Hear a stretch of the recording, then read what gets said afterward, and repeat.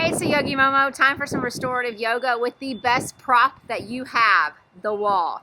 Stay tuned. Lots of great things coming your way as we settle in, we relax, we take care of ourselves. And if you like what you see, hit subscribe at the end of class.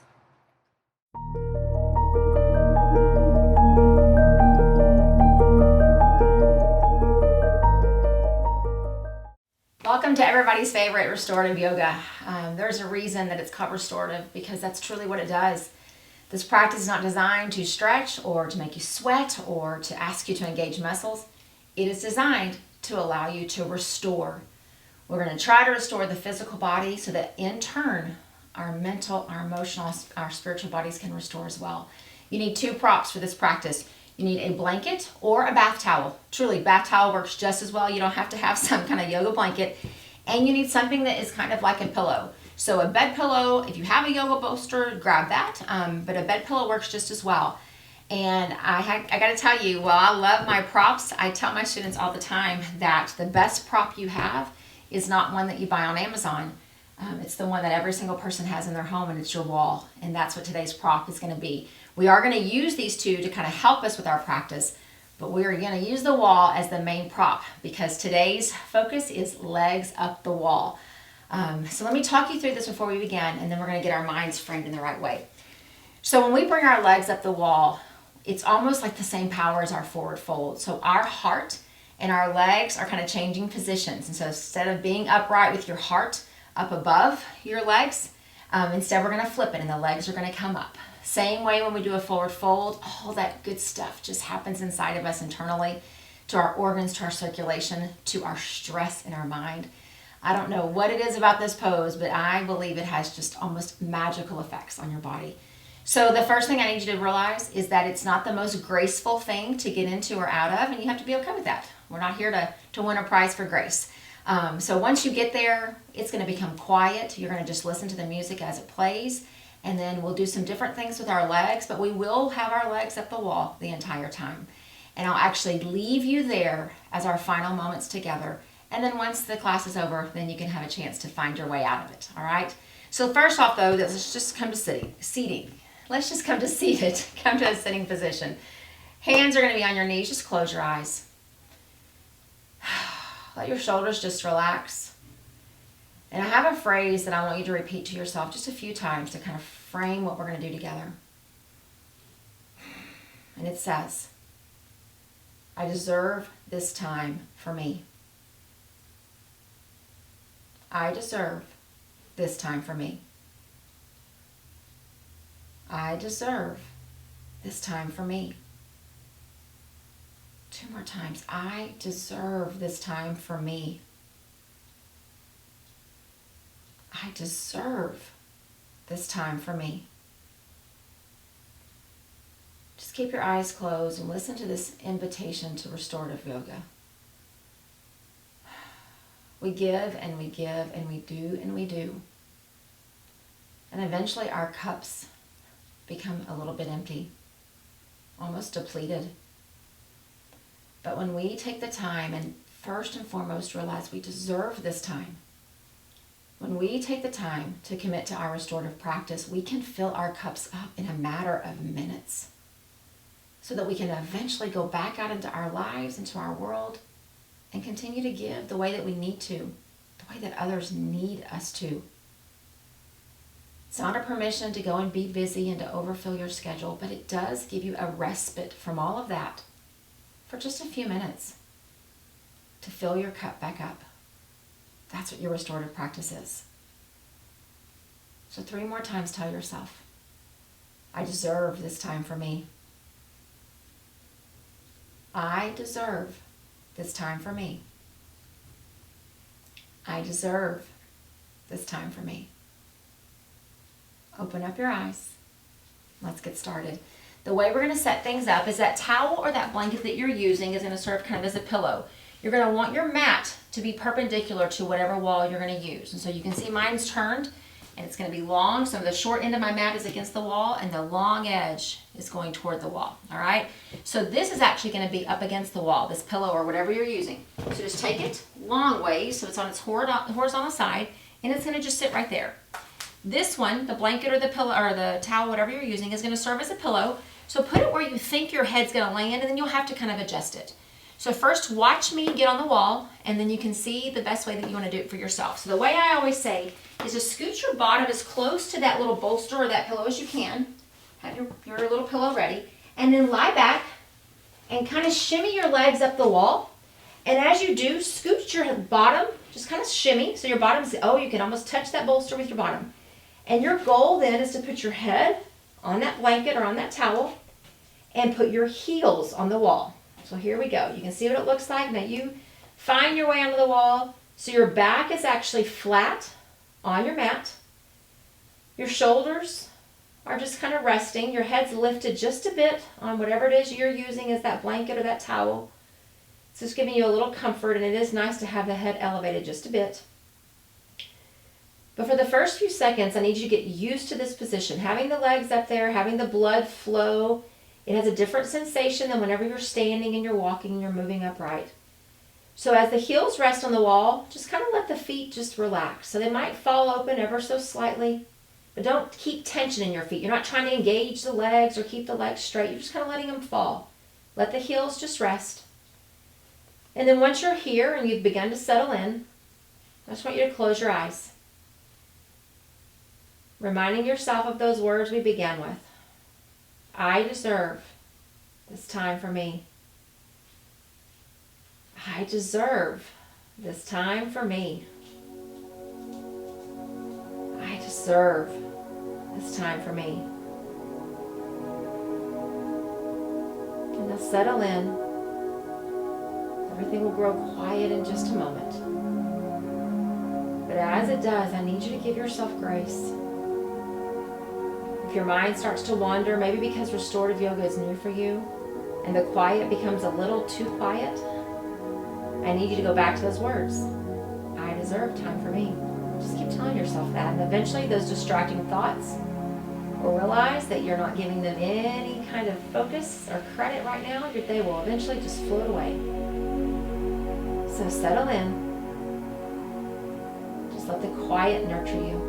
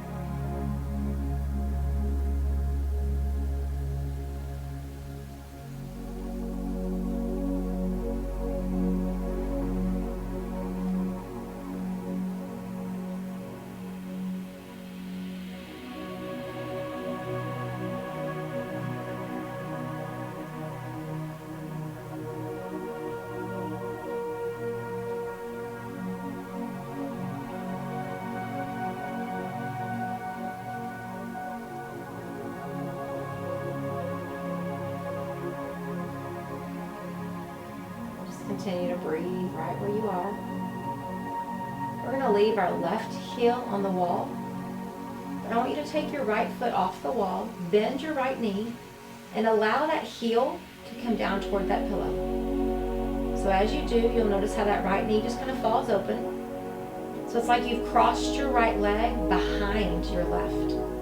So part of the leg's probably resting on that pillow, on that bolster. The right heel, maybe the top of the foot's kind of touching the wall.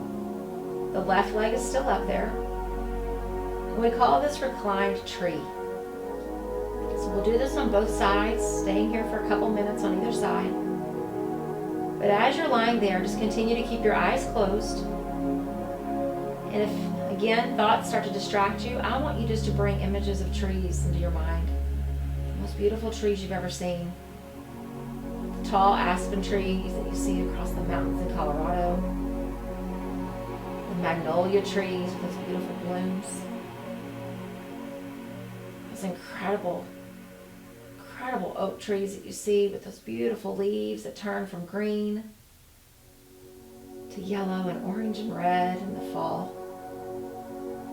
So whatever kind of tree brings you joy, just picture it right here.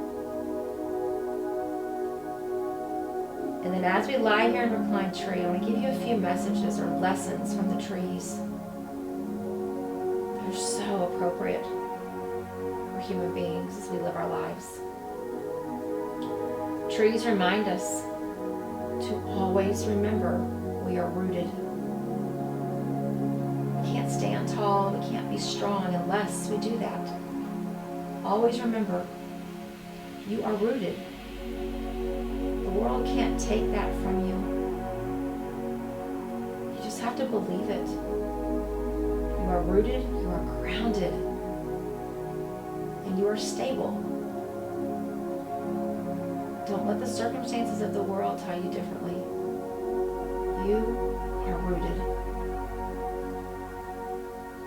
The trees also remind us that we have to stand tall no matter what is happening around us.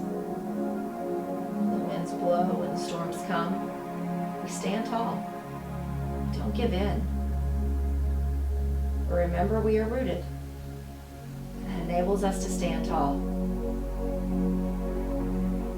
Just lie there in the quiet, reflecting on those thoughts. And eventually your mind will grow calm and quiet and still.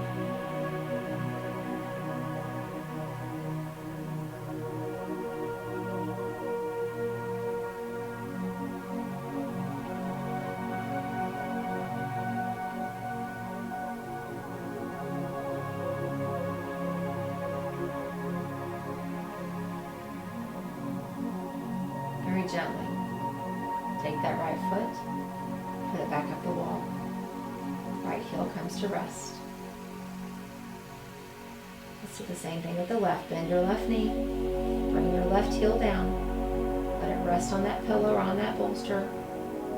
Let the left knee just kind of fall open. Right heel stays on the wall. You are still grounded, you are still rooted, still standing tall in spite of what's happening around you. And a couple other lessons that trees give us is that we have to embrace the changing seasons. Sometimes a season is quick. It's a phase of life that doesn't last very long, and sometimes the seasons are much longer. The seasons have joy, and they have healing. They also have grief and frustration. For some of us, they have trauma and tragedy. But just as much as the trees know it, the seasons will pass. There is not one season that lasts forever. So when you look at the trees, you remember that whatever season you are in right now, if it's one that causes you pause or worry or a little bit of heartache, remember what the trees tell us. These seasons are just that. We embrace them and then they pass away.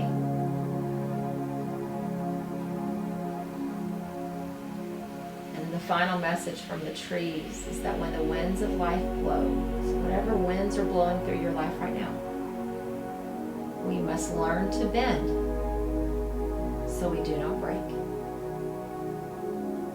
Just imagine the wind blowing across the field, across the forest, across your yard. As you see those majestic beings just flowing in the wind. Branches and leaves bending, being flexible, being pliable. Let that be your spirit. Just lie there in the quiet, knowing that as the winds blow, you will bend. You will not break.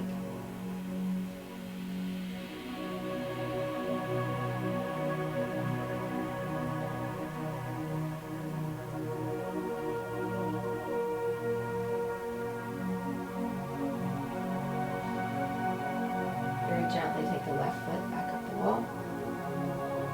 And one more pose we're going to do from here. This one may have a little bit of a challenge, so you kind of figure out where it's going to work for you. So just let your knees both kind of come out as the soles of your feet come together. So when the soles of the feet touch, The outside edges of your feet are now on the wall. You can leave them high up the wall, or if you're able, just keep bending the knees.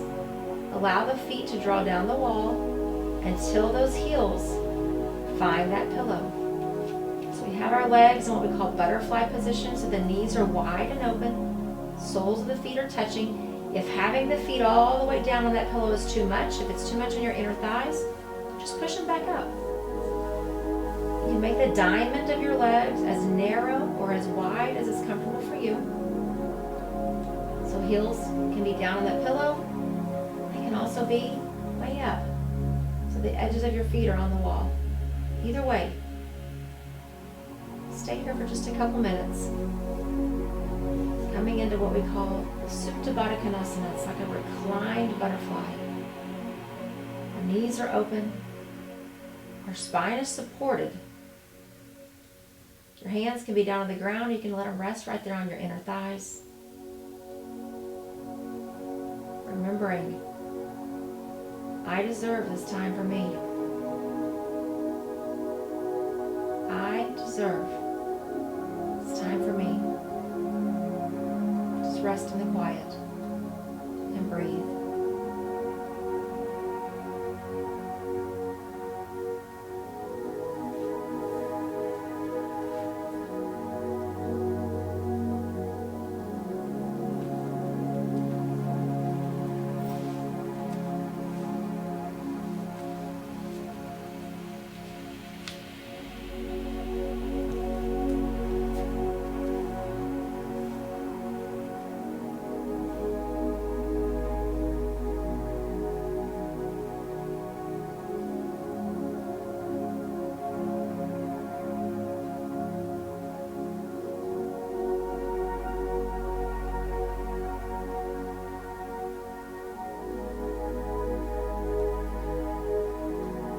Wherever your feet are, very gently allow them to go back up the wall.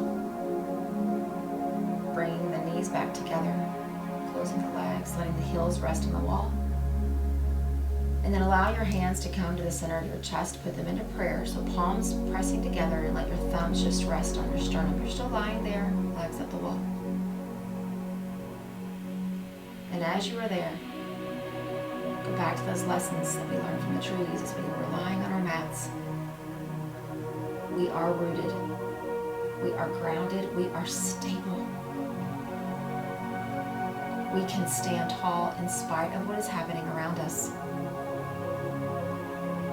We will embrace the changing seasons knowing they are not forever. And when the winds blow, we will try our best to learn to bend so we do not break. Take that beautiful, flexible, pliable spirit that you have worked to restore today. Let that be how you re-enter your world. Thanking yourself for spending time on your mat, as I thank you for allowing me to spend that time with you. Namaste.